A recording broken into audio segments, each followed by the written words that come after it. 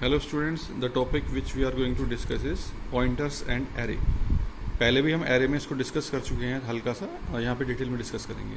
Pointer and array का मतलब क्या है कि जब हम कोई एरे डिक्लेयर करते हैं तो क्या हम उसके एलिमेंट्स को with the help of pointer access कर सकते हैं। देखो, दो चीज़ें होती हैं, pointer and array of pointers.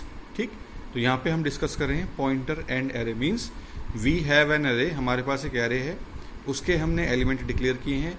अब उन एलिमेंट्स की वैल्यू को या उनके एड्रेस को हम यूजिंग पॉइंटर्स एक्सेस करेंगे।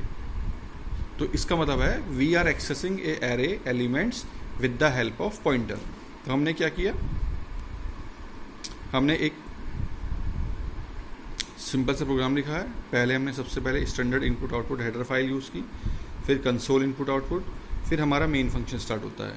यहाँ पे हमने एक एरे डिक्लेयर की है, इसका नाम है ए, जो इंटीजर टाइप की है।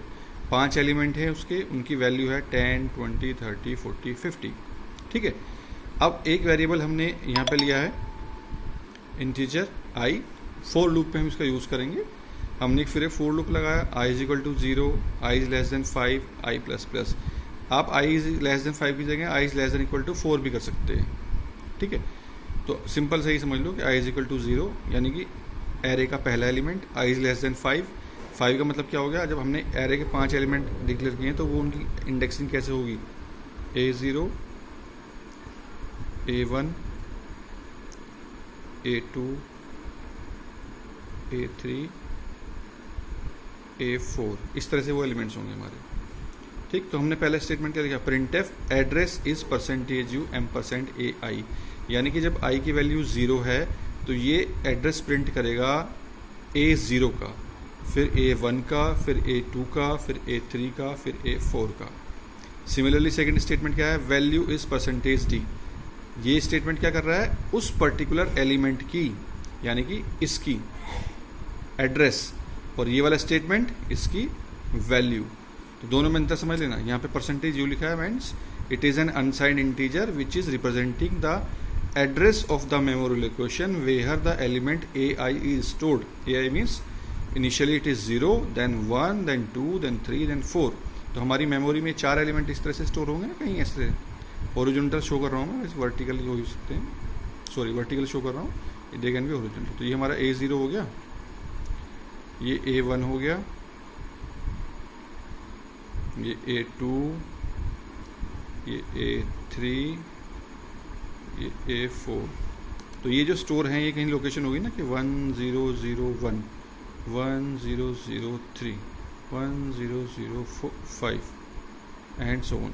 अब आप सोचेंगे 1 के बाद 3 क्यों आया। 3 इसलिए आया है कि हम ये मान के चलते हैं कि एक लोकेशन 1 बाइट की है, तो जब मैंने इंटीजर के लिए 2 बाइट रिजर्व करी हैं तो 101 से 102 तक ये हमारी 2 बाइट रिजर्व हो गई।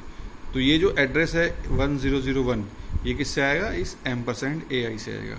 और जो यहाँ पे वैल्यू स्टोर है 10, 20, 30, 40, ये किससे आएगा, ये इस वाले स्टेटमेंट से आएगा।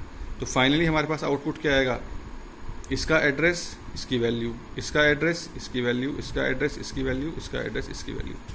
ठीक है, आप यहाँ पे चाहें तो न्यू लाइन करेक्टर भी यूज़ कर सकते हैं, जिससे आपको एडवांटेज ये होगा कि आपका जो आउटपुट है वो नई लाइन में आएगा। सिमिलरली आप यहाँ पे CLR SCR भी यूज़ कर सकते हैं, so that if you run this program multiple number of times your skin is always clear. Hope this is clear to you. हमने क्या किया यहाँ पे, हमने यहाँ पे सिर्फ एक पॉइंटर की हेल्प से एरे एलिमेंट्स को एक्सेस किया है, हमने और कुछ नहीं किया। हमने सिर्फ जो एरे एलिमेंट्स डिक्लेयर किए थे उनका एड्रेस और उनकी वैल्यूज प्रिंट की है। ठीक है, ओके, थैंक यू।